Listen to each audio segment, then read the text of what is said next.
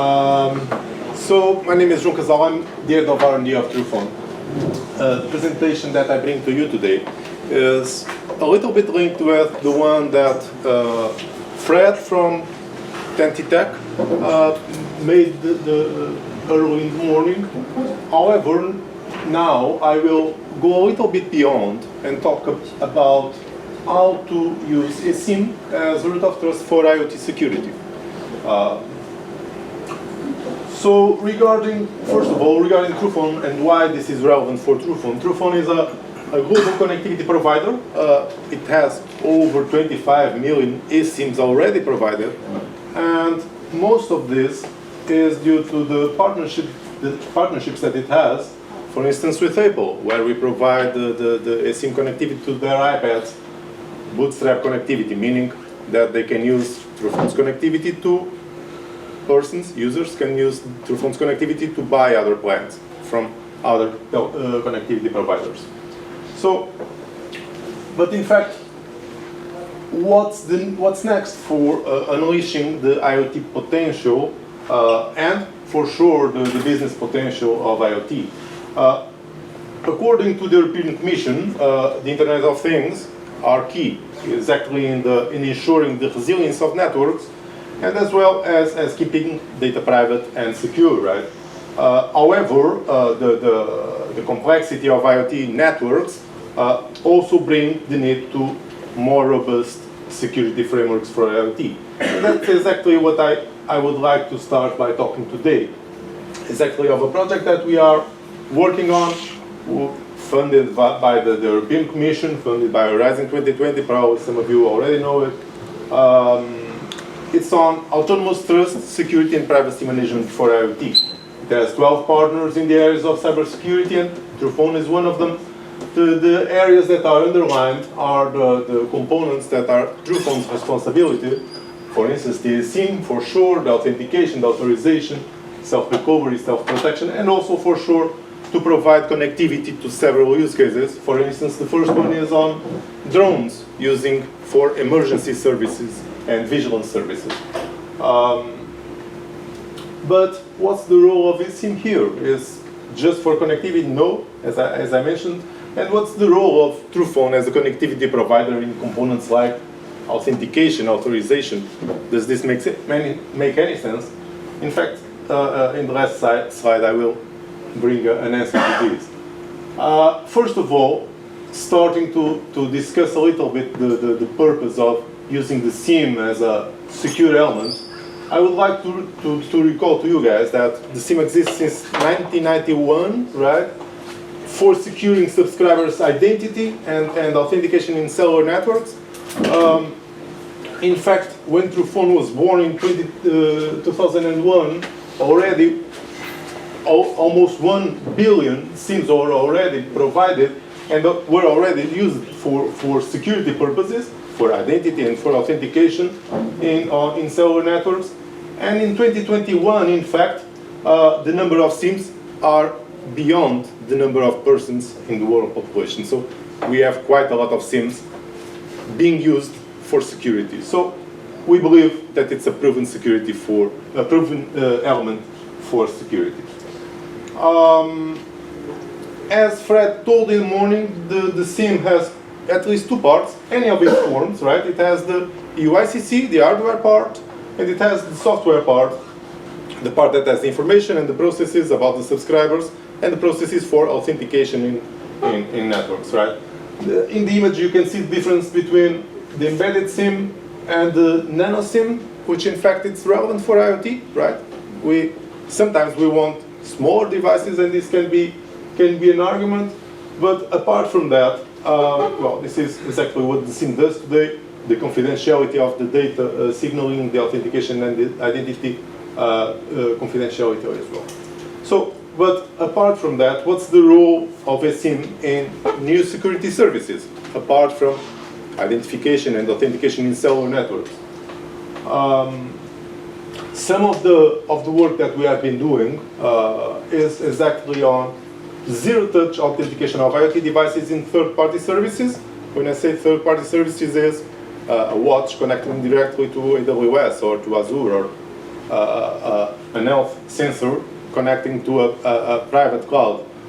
So the zero-touch authentication of IoT devices in third-party services should be relevant. I will explore a little bit on that after.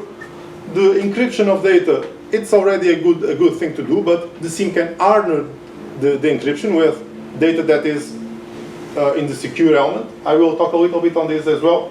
What I will not talk about today, but we can talk after, is on the use of a SIM for integrated threat or risk response, and as well for remote attestation from, for instance, from defined in IETF RATs. Not sure if you know that working group, but we can contribute to that as well.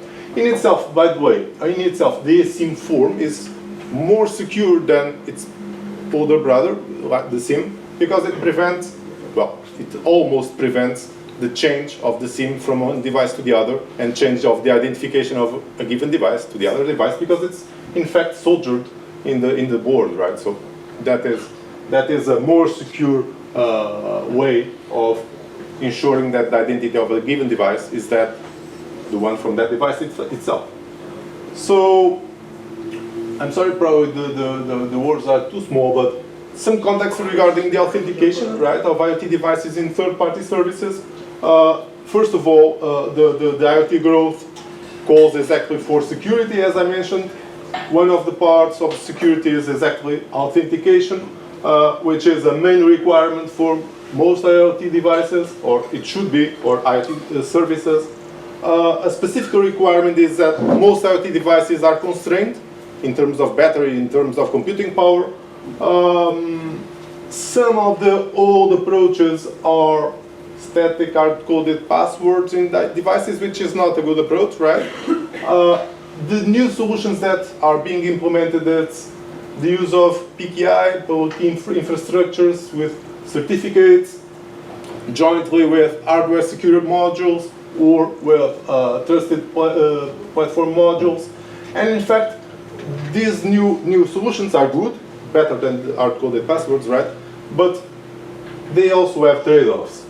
Some of the trade-offs is the more effort in manufacturing time, in provisioning secrets, one more piece of hardware in devices, which is, as I mentioned, for IoT devices, it's not always good, and also one more processing element that needs to be in the application of the devices. So what we bring is, well, remember that secure element that is well accepted for 30 years. That's what we are trying to bring. We leverage exactly the authentication of the SIM in cellular networks to perform the authentication of those devices in third-party services like AWS, Azure, or any other service. In fact, what we propose is, you can see in this image, the first step that you see there is exactly the authentication of the device in the cellular network. That is the one in the top left.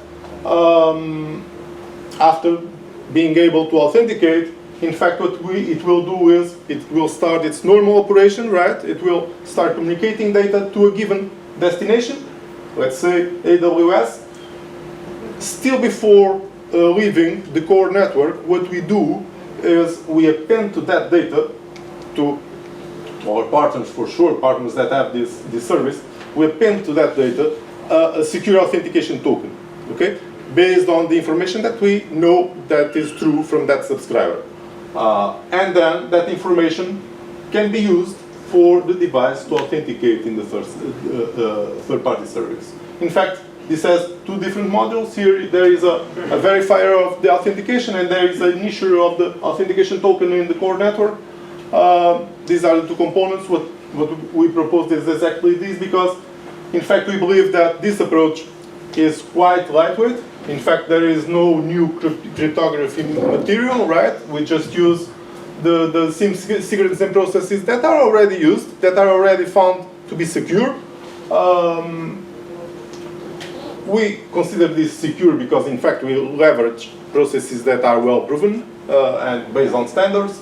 And it's quite scalable because it doesn't have any effort in manufacturing time to the manufacturers of IoT devices. So regarding the second part that I would like to talk to you about a little bit is on the encryption, not the encryption, but the eSIM hardens the encryption a little bit, okay? Encryption between devices and, well, let's say ship to cloud, okay? In fact, what happens when what we propose is to use GSMA IoT Safe. Probably some of you already know these specs. Truphone is active in this working group. And what we suggest is, it's quite simple. In fact, we have the IoT device, which has several sensors that want to be transmitted to a given cloud provider. What we are adding is an encryption application that requests the SIM to sign the payload that is being sent. What this adds to the encryption is the insurance of the provenance of the data, right? So there is no impersonation that is possible because that is signed with confidential data that is in the device. For giving you a little bit more of context, what we do to bootstrap this technology is to, at the beginning, when the device is turned on, for instance, we generate a key pair in the SIM where there is a private and a public key, and we provide the public key to the key management system and keep the private key that signs these payloads in secure element. Which means that the private key is generated and kept in the secure element, never leaves it, and therefore we found this process to be quite secure. As I said, what we have is the mitigation of other attacks that the encryption doesn't allow. So, and in fact what we are doing at the moment is to prove this technology in medical IoT, also in smart grid monitoring and drone-based surveillance, those use cases that I talked to you at the beginning. So regarding other roles for eSIM in the future of IoT connectivity, security, sorry, connectivity is obvious. Other roles of eSIM in the future of IoT security, the integrated threat and risk response. This, very quickly, this is based on the positioning that the SIM has in devices and its independence regarding devices. So we can connect the eSIM with a security information system, let's say a reputation system for a device that informs if a device is trustworthy or not. If not, it can trigger some protection actions for the data that is there. And this is quite interesting, for instance, for non-cooperative devices, right? Devices that are compromised but are not cooperative, and we can act on that through the secure element.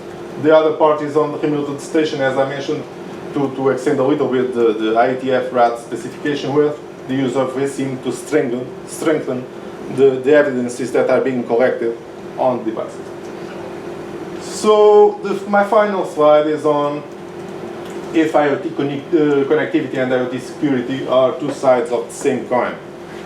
In fact, connectivity is obvious, right? We have the SIM there, but my opinion, and in fact this is an opinion where quite a lot of technology being target of research for security related with connectivity, is that there is no other way of scaling some IoT business. Without security, the connectivity is probably dangerous, right? And we found that this is quite important to attach the security to connectivity, and that's why the Truphone is interesting and is doing research in this area. And that's it. Questions are for after, right? For during lunch, so that was excellent. Thank you so much.